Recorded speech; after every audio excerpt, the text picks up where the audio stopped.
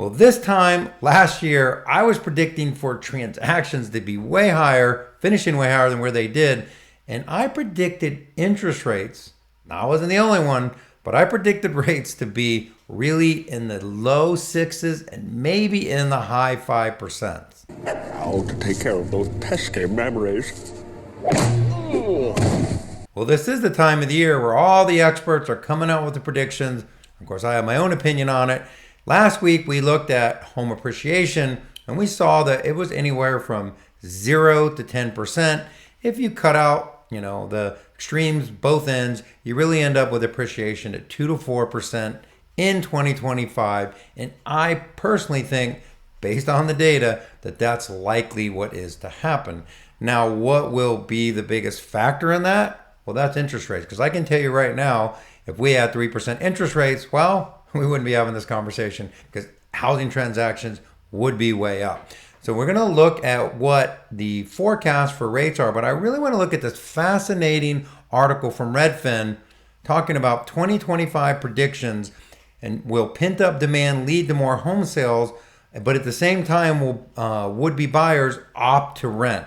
And this is something that is going on because there are so many special programs, people are becoming homeowners, there are more flexible sellers, and at the same time, because affordability is where it's at, forcing people to rent. And even though rents have been high, they have started to come down. Hey everyone, this is Rayce Robinson, your favorite Florida mortgage broker. And this last two videos I've done have really been the prediction series for 2025 on home appreciation. And Redfin just came out with a bunch of predictions, but I'm going to go over their top four. So prediction one, home prices will be 4% in 2025. Again, when I showed that chart, you could see that it's all over the place. I believe Moody's was at 0%.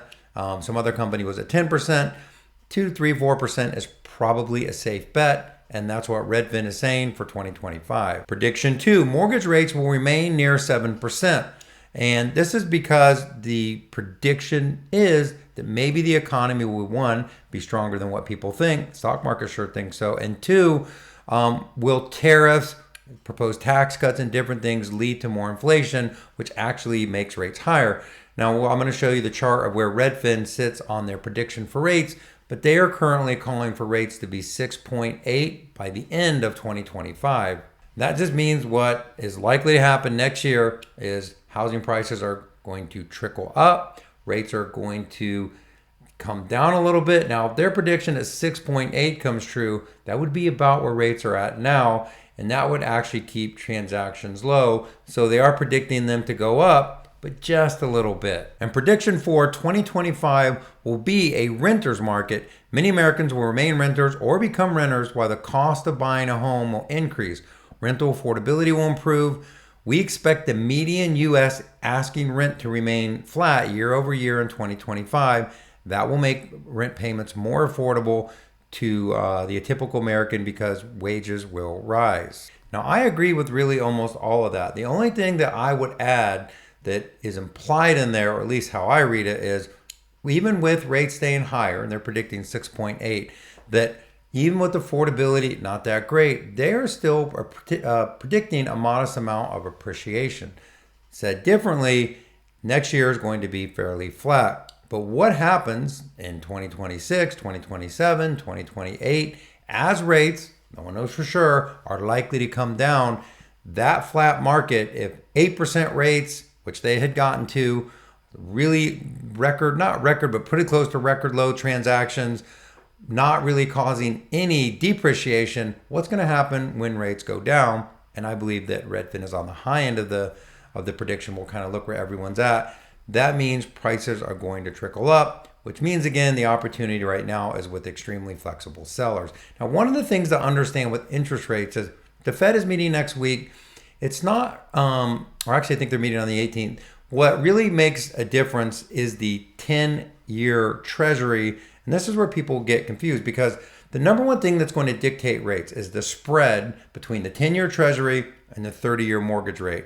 It's like a risk premium that lenders build in. So here's an easy look at it. This is the 10-year Treasury here, tracking its kind of performance and where it's at. I'm going to overlay the 30-year fixed rate mortgage, and you can see these are definitely correlated.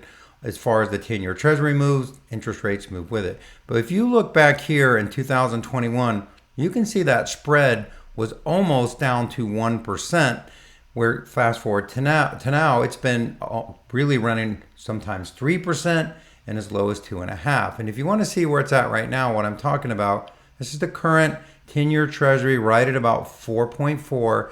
And if we look at rates, just as an average, and you can see the rates have shot back up about 6.8, 6.9. Let's just call it 6.9 to use easy round numbers. 6.9, and the minus the treasury is that 4.4, which is the risk premium that lenders price into mortgage rates, which simply means that in the more volatile market, because lenders don't know what's going to happen, they like to keep that premium, the spread, higher. And as they get more confident in the market, they shrink that risk premium. And again, everything being equal, right now, if that were to happen and get closer to the average of 2%, rates would be 0.5% lower right now.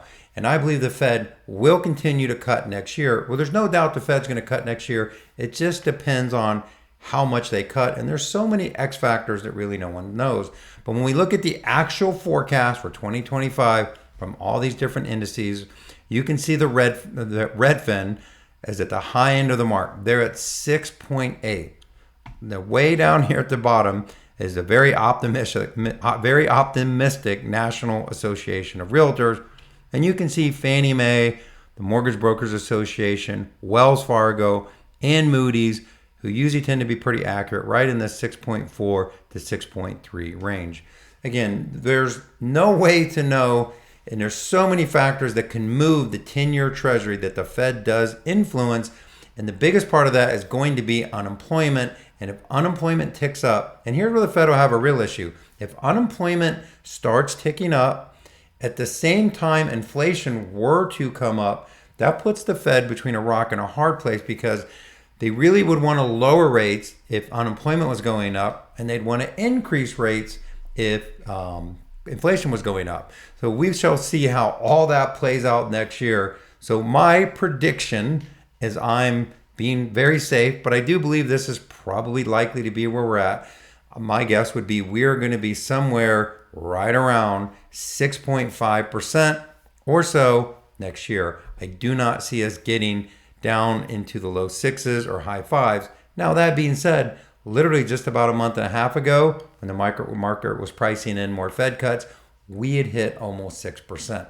That's how I'm just saying it's so hard to know for sure. We shall see how this prediction ages. Last year didn't age so well, but that's what everybody's saying for interest rates in 2025. And the last thought I'll leave you with in this video is, I've seen so many agents have their worst years ever, and lots of agents have their best years ever. And what is the difference? Because ultimately, didn't matter what rates didn't matter the transactions dropped, really didn't matter. The agents that did really, really well, they tended to have a few things that they did really well. So if you're going to set a New Year's resolution this year, here's what I recommend. Pick one thing, whatever it is. Calling past clients, a certain amount of marketing, certain amount of social media. Pick one thing. Figure out how much of it and what would it look like that would move the needle in your business. Then create a plan to do it and add some accountability so that you do it again and again. I call that a daily success plan. But whatever you call it, figure out what that button is, create it, create processes around it. You know what? Push that button again and again and again, and you're going to have an incredible 2025. So as more information becomes available that moves the market, we are going to cover it right here. I think it's going to be a very, very interesting year. More importantly, have a great into your year. This is Rayce Robinson, your favorite Florida mortgage broker. Have a great day, great week, and I'll talk to you soon.